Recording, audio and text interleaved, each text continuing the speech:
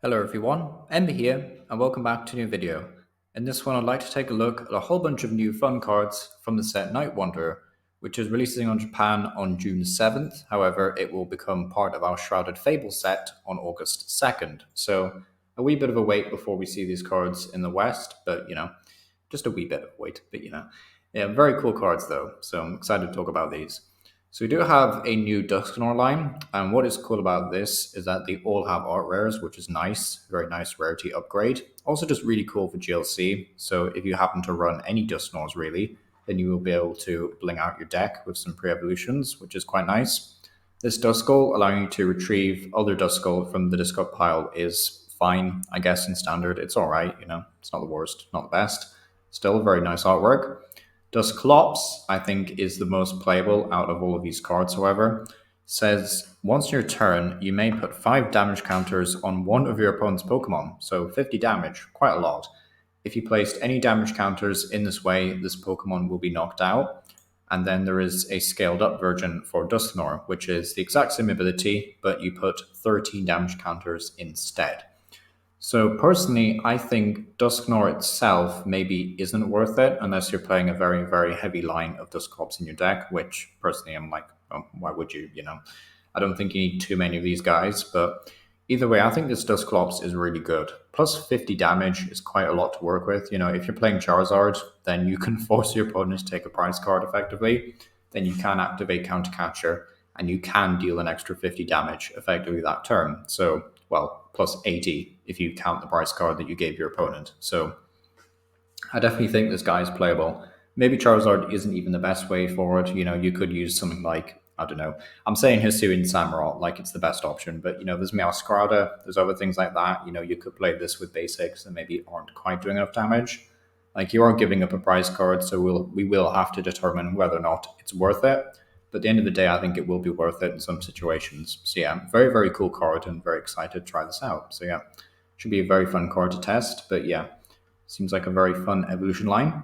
We also have a Blood Moon Ursaluna, which I'm a bit hesitant to talk about because I think we'll get like other equivalents in terms of typing for this card. So this won't be like the only card using this kind of ability, if that makes sense. But as 150 HP basic fighting type with a weak to grass and retreat cost of 4, has the ability Rule of Thumb that says once your turn, when you play it onto the bench, you may attach up to 2 basic fighting energy cards from your hand to this Pokemon. And if that sounds familiar, it's the exact same ability as Galarian Zapdos from the set Evolving Skies. So yeah, very, very cool to see that ability come back. It's a very playable ability, and this makes for a great card basically for GLC. So very, very cool in that regard. And the attack itself, for 2 fighting and colorless, so very, very payable with this ability.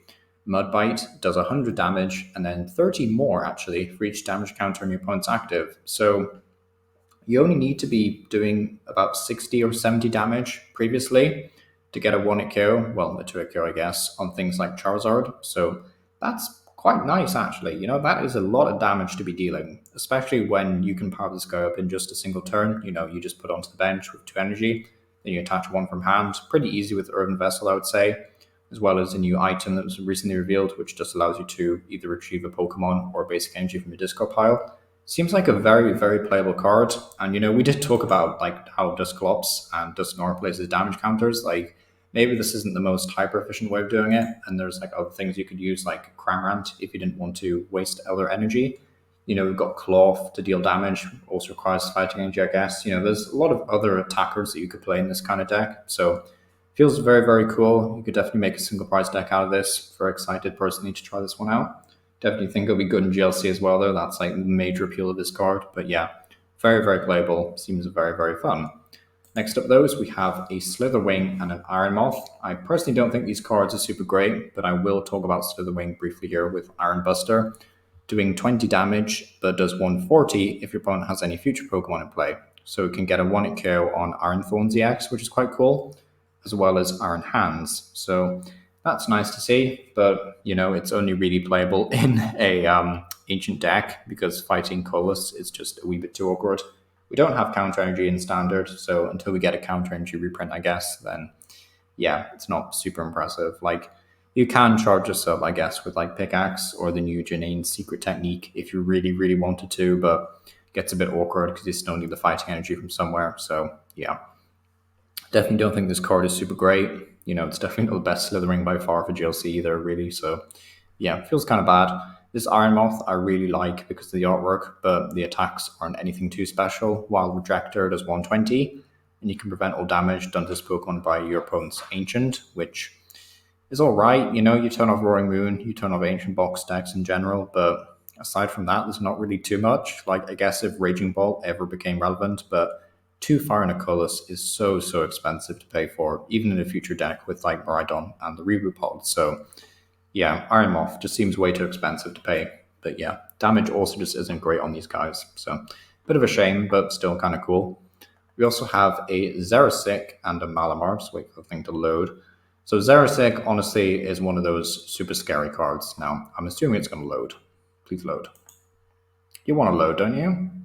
Yeah, you're going to load. Thank you.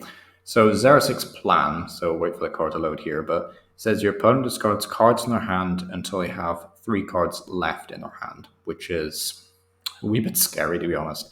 It's not the kind of card that you think is going to be super broken until you realize, oh wait, I have a 6-card hand, all of it seems very relevant and important, then you end up having to choose between valuable resources that you'll never see again. So a very scary card for control decks. I'm saying these are fun cards because, if you're a control player, you'll find this card very fun. If you're not a control player or you don't want to play this card, then it's going to be very annoying to play against. But, Scavalian EX will, of course, love this. The Arbok EX is a bit of a niche one, but again, is potential here, especially with Janine. Yeah, actually, Janine can accelerate energy to Arbok, which is cool. So that's worth considering at least. Xersic's plan just seems like a very playable card. Maybe splash it in like Arceus control decks if that's ever a thing with Crushing Hammers. So yeah, seems very playable, very scary. The Malamar, I think, is just straight up bad, but we can talk about it anyway. Conspiracy Tentacles for Dark Energy. Switch in one of your opponent's bench to the active, and you do 120 to the new active Pokemon. So if you did not play the Xersic's plan, though, this attack does nothing. So yeah, that's not super great. So you don't want to chain this just to do 120 every turn. It's really bad. So yeah, Malamar's bad, but the supporter is very good, and we'll see a lot of play. So yeah, very scary supporter. I think this will catch a lot of people off guard at Worlds as well. Like huge hand decks basically just can't sit on cards. They have to play them because they could just end discarding all of them with this. So yeah, very scary card. But personally, my favorite card reveal has been like Blood Moon Ursaluna. I think this will be really fun for GLC, and it'll just be really fun as like a single prize rogue deck, maybe with like Scizor and stuff. So yeah, seems like a lot of fun. Dusclops, is a bit more risky, but I would love to try this out in Charizard. It'd be really funny, I think. But yeah, I think I wonder if there's like ever a world actually where you try and set up like a 4/4 line of these and just kill them all at once. Like give your opponent 4 prize cards, maybe Iono them down to a 2-card hand, and then you're effectively placing 200 damage as well, which is funny, but could be a lot of fun, I think. But yeah, that's Dusclops, and yeah, let me know what you think down below. It's been Aaron Power, and as always, thank you for watching.